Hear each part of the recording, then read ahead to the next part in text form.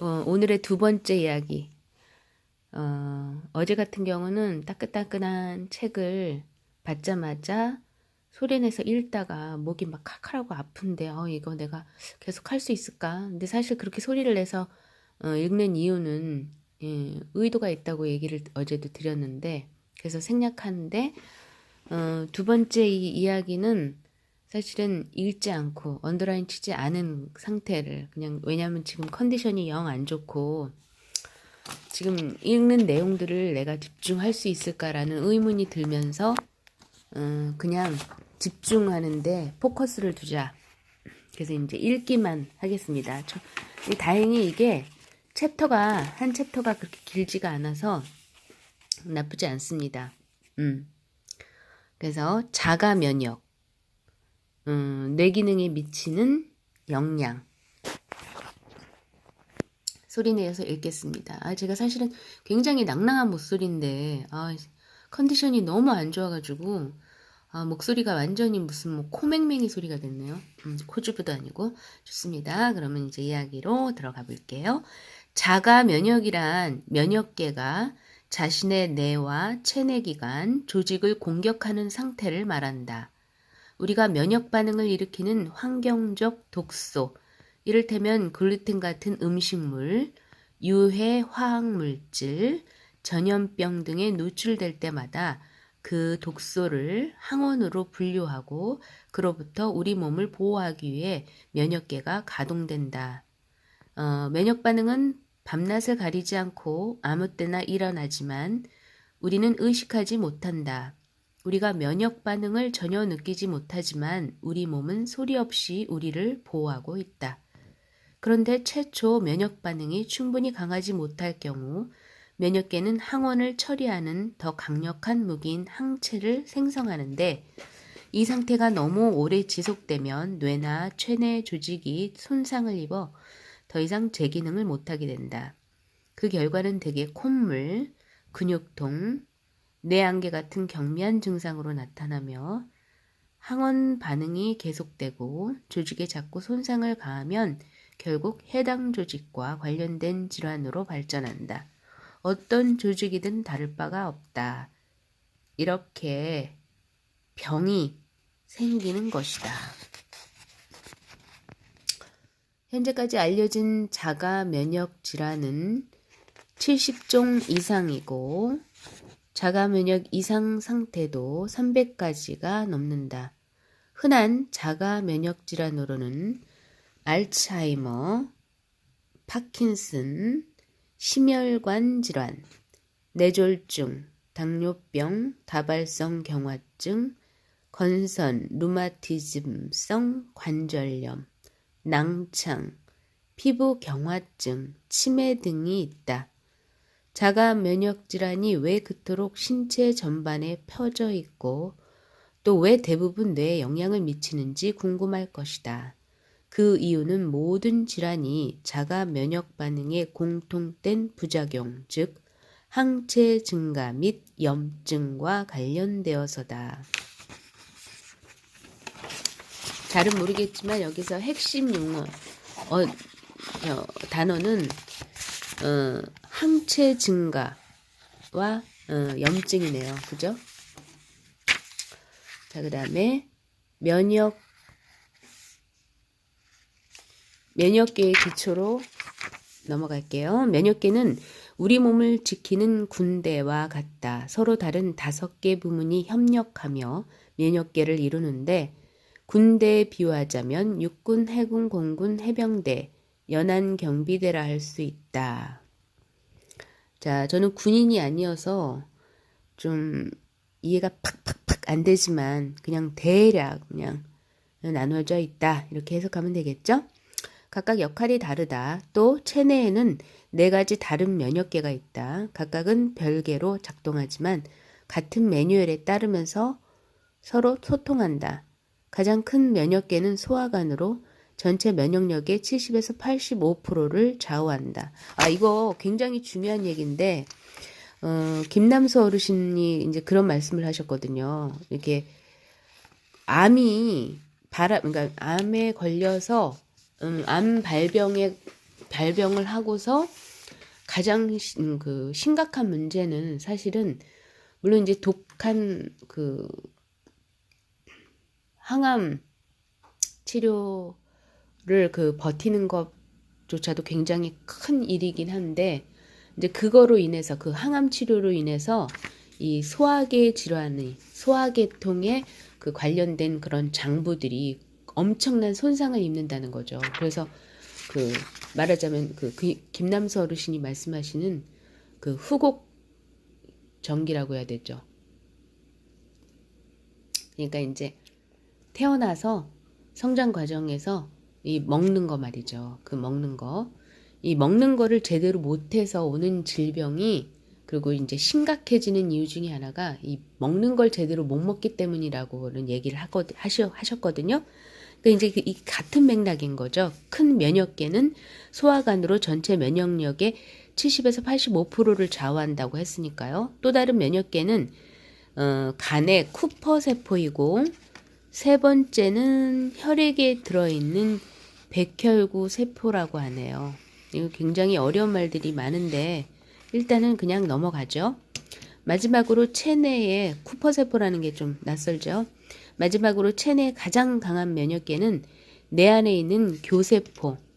이 교세포가 또 최고라는데 교세포는 뇌 안으로 들어가는 물질을 여과하는 혈액 뇌 장벽. 바로 안쪽에 고성능 라이플 총을 들고 어떤 외부 물질도 침투하지 못하게 감시한다. 교세포는 체내에서 가장 강력한 면역 반응을 일으키는데 6연발 권총 정도가 아니라 바주카포를 들고 돌아다니는 셈이다. 자, 바주카포 아시는 분 말씀해 주세요. 바주카포 잘 모르겠습니다. 6연발 권총이라고 하면은 이제 6개가 동시다발로 나가는 건가요? 그냥 그렇다 치고요. 생각하는 능력 덕분에 인간이 지구상에서 지배종이 되었다는 관점에서 보더라도 사고 영역을 관장하는 대뇌 피질은 인간의 생존에 매우 중요하다. 이는 대뇌 피질을 보호하는 교세포가 무려 608억. 진짜 대단한 거죠.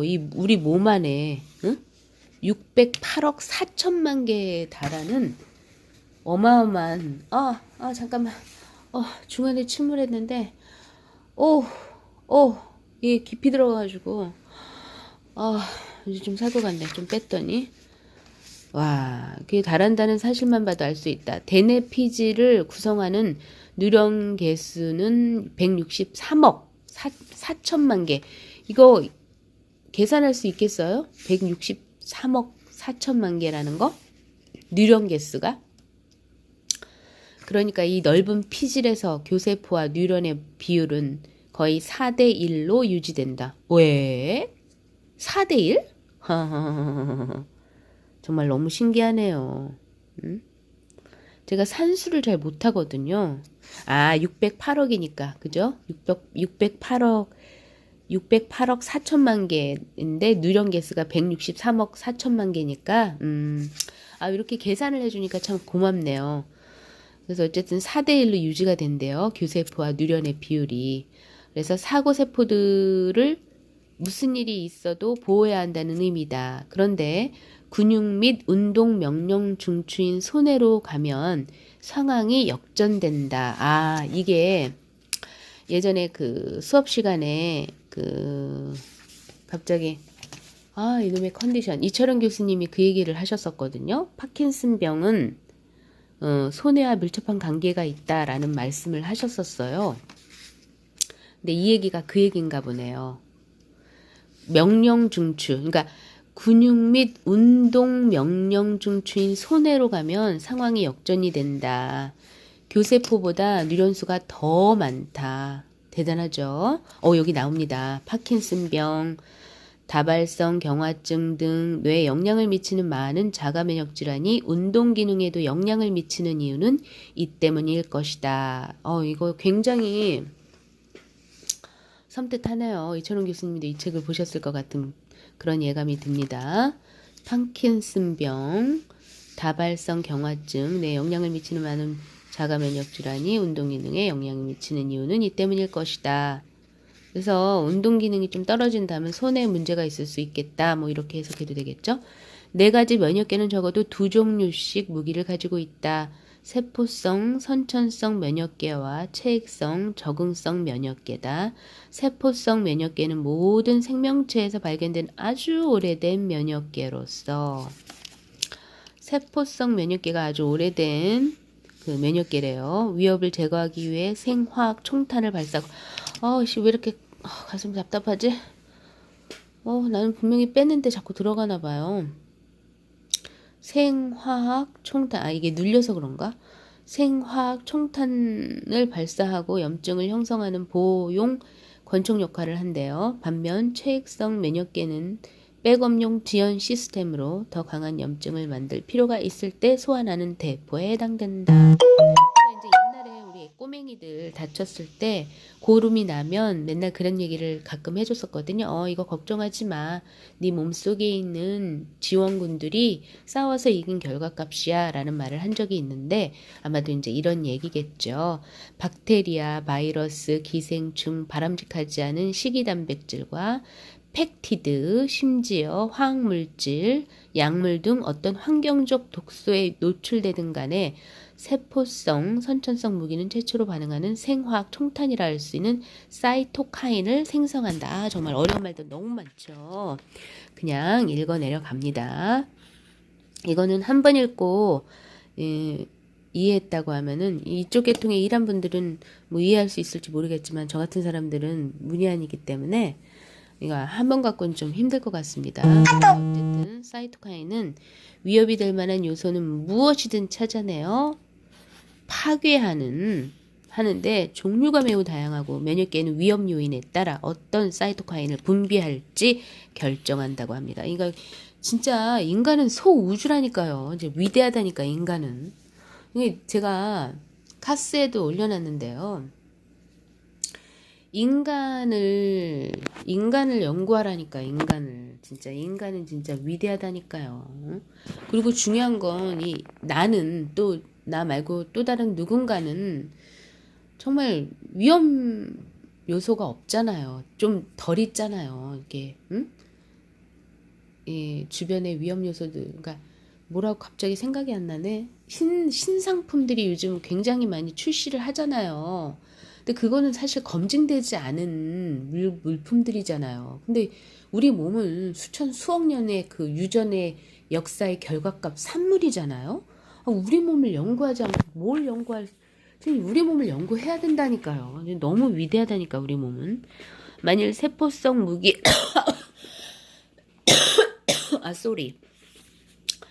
만일 세포성 무기의 방어 전략이 임무를 완수하지 못하면 면역계는 대포를 소환한다. 이때 체액성, 적응성 면역계가 발동하고 군사들이 항체라는 표적 미사일을 대령한다. 항체는 노련하게 특정 표적을 뒤쫓다가 어디에서든 침입자를 발견하면 미사일을 발사한다. 혹시 혈액 검사 결과에 항체 수치 상승이나 항체 표시 옆에 H라고 적혀 있다면 기본 면역계가 이미 제압당해 대포가 나섰다는 의미다. 항체는 혈류를 순환하며 훈련받은 대로 환경적 독소를 찾아 공격한다. 그런데 항체는 불결한 병원균이나 음식물, 손상된 세포를 찾아 파괴한 후에도 2개월에서 6개월 동안 계속 혈류에 머문다. 아무 증상이 없는데도 항체 수치가 높다면 면역계가 위협 요인을 발견하고 병으로 발전하기 전에 처리하려고 최후의 수단을 동원하고 있다는 신호다. 정말 우리 몸 진짜 너무 위대한 겁니다. 진짜 위대한 우리 몸을 연구합시다. 우리 몸을 연구해야 해요. 우리 몸을 제대로 알아야 합니다. 그래야지 외부로부터 방어할 수 있어요. 물론 내부에서 오는 나쁜 에너지도 절대 무시 못하죠. 그걸 인지하는 것도 중요하긴 한데 어찌됐든 뭐 메타인지라는 것처럼 내가 뭘 알고 뭘 모르는지를 파악할 수 있는 능력 또 일종의 이거 같은 맥락이지 않을까 싶어요. 내 몸을 제대로 알아야 되지 않겠습니까? 응? 내 몸이 평생 나를 위해서 이렇게 애써주는데 응? 내 몸에 대해서 응? 알아가는 건 사실 내 몸에 대한 예의예요, 예의. 그죠?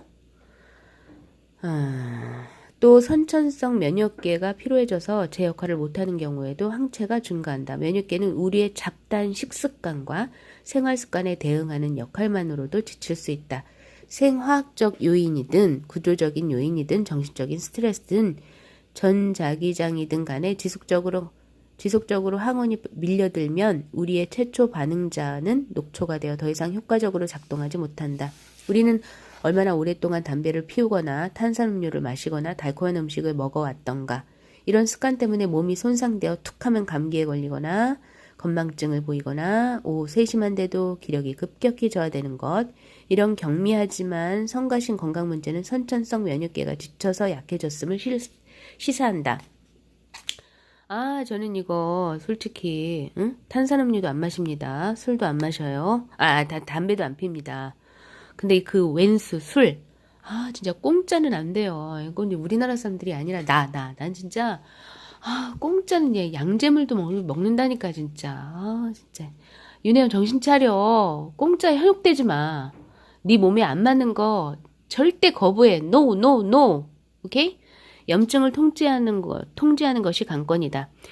선천성 면역계가 약해지면 대포가 더 자주 소환되어 항원을 공격하고 파괴하는 과정에서 염증을 형성하는 항체 수치가 높아진다. 염증은 면역력을 향상시키는 백혈구 항체가 포함된 추가분의 혈액의 치료를 요하는 신체 부위나 뇌로 이동하여 만들어진다. 일부 경우에는 손에 난 작은 상처처럼 염증 장벽을 직접 보고 느낄 수 있다. 아마 그 부위가 무르고 붉어지고 부풀어 오를 것이다. 그러나 대부분의 염증은 몸과 뇌 속에서 생겨난다. 매우 정밀한 혈액 검사로 찾아내지 않는 한 염증이 그런 부위에 생겼다는 사실조차 알기 힘들 것이다. 그리고 면역계가 너무 많은 세포를 죽여 장기나 조직이 더 이상 정상적인 기능을 못하게 되기 전까지는 염증 과다로 인한 증상도 거의 나타나지 않는다. 증상은 보통 처음에는 약하다가 시간이 흐를수록 서서히 강해진다. 자가 면역 질환에 오진이 많은 것도 초기 증상이 워낙 경미하기 때문이다. 그래서 자가 면역 질환으로 진단받는 사람들은 평균적으로 3년에서 7년간 병을 앓고 나서야 정확한 진단을 받기 일쑤다.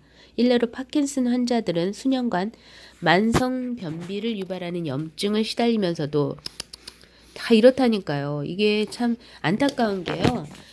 의외로 사람들은 자기 몸에 관심이 없어요. 제가 이열 상담을 그래도 우리 아이들 나이만큼 우리 한 17년 정도는 한 것 같은데 그렇게 자원활동을 하면서 매번 느끼는 게 뭐였냐면은 이제 상담을 할 때 그래요. 당신은 어느 쪽에 문제가 있었을 거예요 라고 하면 무슨 말이야 쌤, 절대 그런 일 없어요. 그러니 무슨 말도 안 돼요 이러다가 어느 날 이제 일주일 후든 어쨌든 만났는데 선생님 생각해보니까요 그렇더라고요. 이렇게 얘기하는 분이 간혹 있어요. 근데 그 얘기는 즉슨 이제 자기 자신에 대해 관심이 없는 거예요.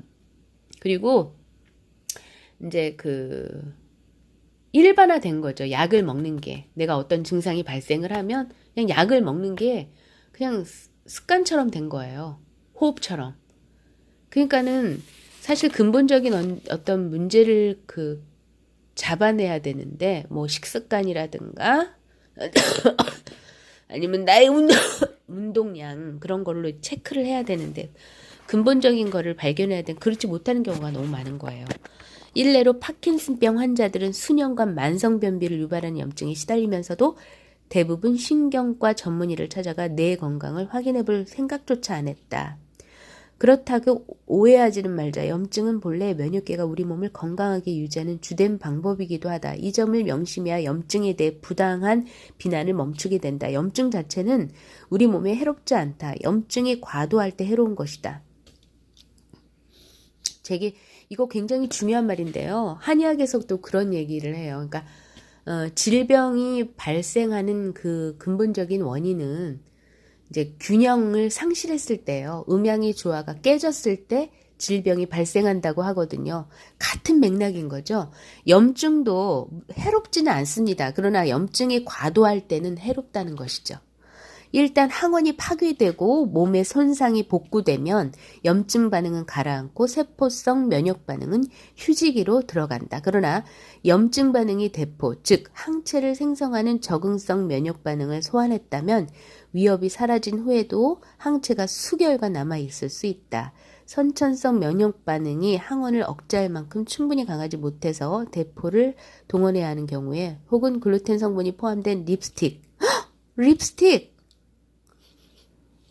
치열 교정기 같은 위험 요인에 장기간 노출되거나, 립스틱. 제가 한살림 립스틱을 쓴 지는 한 몇 년인데, 립스틱 조심해야겠네요. 치열 교정기 같은 위험 요인에 장기간 노출되거나 건강에 안 좋은 음식을 계속 먹는 경우에 이런 상황이 발생한다. 내 안의 염증이 통제에서 벗어나면 우리는 기억력이 예전 같지 않다고 느끼고 미묘한 변화를 경험하면서도 이를 나이 탓으로 돌린다. 하지만 소위 전문가들이 뭐라고 말하든 간에 40대, 50대 뇌 기능이 떨어지는 것은 정상이 아니다. 일반적인 일이기는 해도 정상적인 일은 아니다. 이것은 몸의 어딘가가 제대로 작동하지 않는다는 신호이며 뇌 안에서 일어나는 자가 면역 반응의 결과일 가능성이 높다. 이 책은 바로 이런 주제를 다루고 있다. 자가 면역 반응을 제대로 이해하면 80대, 90대까지도 총명한 정신으로 살 확률이 매우 높아질 것이다. 그러니까 총명한 삶을 살고 싶다. 그러면 노력을 해야겠죠. 내 몸인데. 과도하게 만성적인 염증을 일으키는 것은 불난 뒤 휘발유를 뿌리는 꼴이다. 당연히 문제가 점점 더 커진다. 염증성 연쇄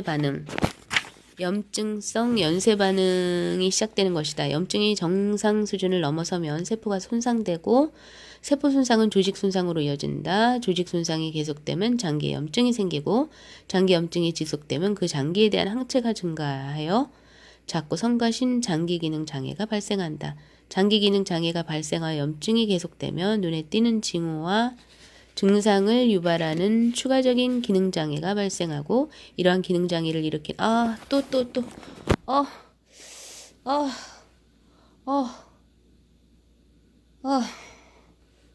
중환 이러한 기능장애를 일으키는 항체가 증가해 염증이 계속되면 장기 또는 조직의 손상으로 이어진다. 항체의 증가와 지속적인 장기 또는 조직의 손상으로 염증이 계속되면 결국 더 심각한 증상이 나타나는데 우리는 그제야 의사를 찾아간다. 이미 폭포 아래로 떨어져 소용돌이 속에서 어떻게든 가라앉지 않으려고 노력하는 것이다. 의사는 적절한 구멍조끼가 될 만한 약을 처방해주고 그러면 우리는 이제 TV 광고에서 가장 좋은 최신 약품이라 선전하며 살짝 덧붙이는 온갖 무시무시한 부작용에 시달릴 위험에 처하고 만다. 제가 맨날 하는 얘기죠. 카카오스에다 이제 제가 많이 올려놨는데 이 부작용을 생각을 안 해요. 사람들은 그냥 편한 걸 원하죠. 왜냐하면 알약 하나를 먹으면 땡이잖아요. 그죠? 근데 사실은 근본적인 걸 찾는다, 뭐 근치, 본치 얘기하면서 네 삶을 돌아봐라, 너를 돌아봐라 하면요 사람들이 짜증을 내요. 응? 너나 잘하세요 이런 식으로. 물론 맞습니다. 저도 그래서 이 모양 이 꼴이 됐어요. 제 몸에 맞지 않는 그 독한 술과 그 날 생선을 먹은 덕분에요. 계속 이제 되새겨서 다시는 이런 우를 범하지 않도록 하기 위한 저의 술책임을 말씀드립니다. 그렇다면 염증은 왜 통제가 안 될까? 애초에 왜 대포를 작동시켜서 이 모든 난리를 일으키는 것일까? 강물에 왜 빠지는지 알려면 상류로 거슬러 올라가야 한다. 갑상선 문제, 당뇨병, 뇌질환, 관절염 등 온갖 증상이 나타나는데도 그냥 적당한 구명조끼를 구해 입고 계속 떠있으려고만 하니 오늘날 의료보건 시스템이 그토록 형평없는 결과를 얻는 것이다. 만성염증은 조명 스위치가 항상 켜져 있는 상태와 같다. 혹시 집안의 인기척을 인식하여 자동으로 켜졌다 꺼지는 조명이 있는가? 면역계가 하는 일도 이와 같다. 조명 근처를 서성거려 보면 우리가 있는 동안 켜진 조명은 거기서 멀어지고 나서도 몇 분 후까지 그대로 켜져 있다. 우리 몸도 민감하게 반응하는 환경적 독소에 계속 노출되면 그것이 새로운 독소는 이미 세포 안에 잔뜩 축적된 화학물질이든 간에 몸을 보호하기 위해 많은 염증이 계속 생겨나게 된다.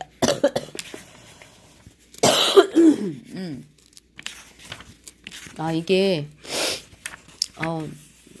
결코 짧은 게 아니네. 목이 너무 아픕니다. 몸을 보호하기에 많은 염증이 계속 발생이 되고 생겨나고 통제가 안 되는 것이 아니라 우리 몸을 보호하려는 것이다. 복싱, 무술 훈련, 축구, 풋볼 같은 스포츠를 하다가 가끔씩 머리에 타격을 입을 때도 염증 스위치는 계속 켜져 있게 된다. 놀랍게도 모든 미국 프로풋볼 선수의 99%가 생명을 위협하는 심각한 염증성 뇌손상인 만성 외상성 뇌병증을 앓고 있다고 하네요. 끔찍하죠? 자그마치 99%나 대학 풋볼이 선수들도 그다지 안전하지 않아서 91% CTE에 걸린다고 하네요. 심지어 고등학교 선수들의 21%도 이 병을 앓는다. 뭐죠 이거? 운동선수 시키지 맙시다. 또 염증 스위치는 몸에서 과민하게 반응하는 음식을 먹을 때도 계속 켜져 있다. 결국 내가 하려는 말은 염증 스위치를 작동시키는 요인이 무엇인지 파악하기 위해 상류로 거슬러 올라가야 한다는 것이다. 구명조끼로 당장의 염증을 중단시키는 데만 만족할 이유는 없다. 과다한 염증은 건강 사슬의 약한 고리, 즉 신체나 뇌에서 가장 먼저 또는 가장 자주 문제가 생기는 부위에 영향을 미친다. 그 부위는 우리의 유전자와 선행사건에 따라 결정된다. 당신의 약한 고리는 관절통, 주의력 부족, 피로감. 약한 고리가 갑상선이라며 몸이 늘 차거나 체중 감량에 어려움을 겪기 쉽다. 약한 고리가 간이라면 전보다 술에 더 약해졌다고 느낄 수 있다. 글루텐 과민성이 있다면 만성 변비에 걸릴 수 있다. 어떤 사람은 간질환이나 여드름이 생길 수 있고 어떤 사람은 주의력 결핍 장애가 나타날 수도 있다. 이뿐 아니라 암, 심장병, 알츠하이머, 파킨슨, 당뇨, 다발성 경화증, 견선, 루마티스성 관절염, 루푸스 등 거의 모든 퇴행성 질환이 과도한 염증과 관련되어 있다. 만약 약한 고리가 뇌라면 염증이 뇌 기능을 손상시켜 두통, 기억 상실, 발작, 불안, 우울증, 조현병이 나타날 수 있다. 실제로 과학자들은 뇌 안의 염증이 다른 모든 뇌 기능보다 우선한다고 말한다. 근데 사실은 뇌 염증을 우리가 일반인들이 어떻게 파악할 수 있겠습니까? 그죠? 염증은 인식된 위협으로부터 우리 몸을 보호하는 생존 메커니즘이므로 무엇보다 염증이 우선순위가 된다. 염증이 발생하는 위치에 따라 뇌 등에 미치는 영향은 달라진다. 예를 들어 건망증은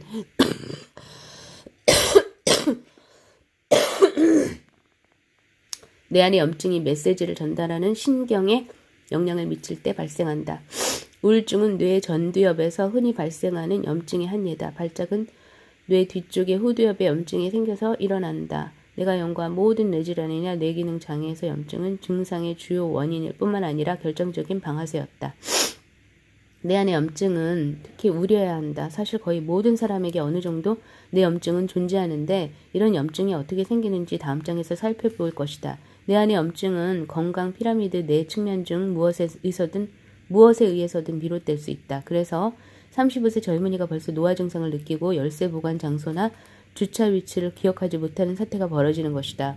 우리는 염증이 뇌 관련 질환이나 장애로 발전하기 전에 증상을 유발하는 근본적인 염증을 치료해야 한다. 염증이 걷잡을 수 없는 증상이 소용돌이를 시작하기 전에 악순환의 고리를 끊어야 한다. 이 편이 훨씬 더 쉽다. 수천 명의 임상의들이 이 책에서 소개하는 함염증 건강관리법을 통해 뇌 건강 문제와 퇴행성 질병을 막을 수 있고 때로 호전시킬 수도 있음을 발견했다.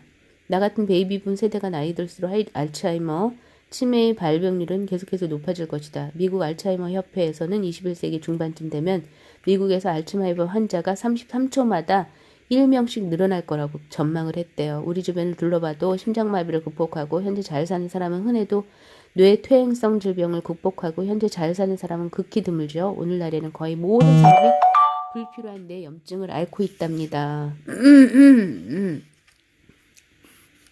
나는 이 책의 초점을 뇌에 맞추기로 했어요. 과학적으로는 이미 명백한 결론에 도달했다. 뇌퇴행성 질병으로 치닫기 전에 예방할 수 있다. 정리하자면 우리 뇌에 불이 났고 우리는 불을 꺼야만 합니다. 그런데 어떻게 꺼야 할까요? 어디에서 불이 났는지와 휘발유가 어디에서 흘러드는지를 확인하고 두 곳 다 손을 써야겠죠. 우선 휘발유를 차단한 다음 불을 끄고 손상된 부위를 회복시키고 만성염증을 일으키는 환경에서 항원을 제거하여 우리 뇌를 쉬게 해주고 재생시켜야 한다는 얘기다. 미국 알츠하이머병 연구센터의 벅 노화 연구소를 연구하는 네일 브래드슨 박사는 현재 알츠하이머병을 호전시키는 치료를 진행 중이다. 그는 2014년 11월 의학저널 에이징의 발표에 따르면 10명의 알츠하이머 환자 중 9명을 5년 만에 완전히 회복시킬 연구 결과를 소개했다. 그의 환자들은 다시 일터로 돌아가거나 연구소에서 나와 가족들과 함께 집으로 돌아갔다. 그들은 완전히 원래 상태를 회복했는데 이는 거의 기적에 가까운 일이다. 브래드슨은 대체 어떻게 한 것일까? 그는 질환의 연인이 되는 메커니즘을 살펴보고 문제가 되는 부분을 고쳤다. 본질적으로 그 염증을 일으키는 37가지 요인을 찾아서 불을 끈 거래요. 자가면역 퍼즐의 한 조각, 분자 모방. 우리가 알아야 할 항체는 두 종류인데 하나는 우리가 노출된 항원에 반응하는 항체, 다른 하나는 자가항체, 즉 체내에서 생성되어 자신의 조직을 공격하는 항체이다. 우리 몸에서 매일 일부 세포들이 손상된다. 노화부터 체내에서 분비되는 호르몬, 외부 화학물질, 때로는 너무 강한 햇빛까지 손상 이유는 다양하다. 그리고 우리는 7년마다 완전히 새로운 몸 하나를 구성할 만큼의 세포를 새롭게 생성을 와, 7년마다. 아, 진짜 인간 너무 위대하다니까요. 나를 비롯해서 우리 모두. 일부 세포는 매우 빠르게 교체되어 장 내벽 세포는 3일에서 7일마다 바뀐대요. 반면 다른 세포들, 예를 들어서 뼈나 뇌를 구성하는 세포들은 훨씬 느린 속도로 교체가 된대요.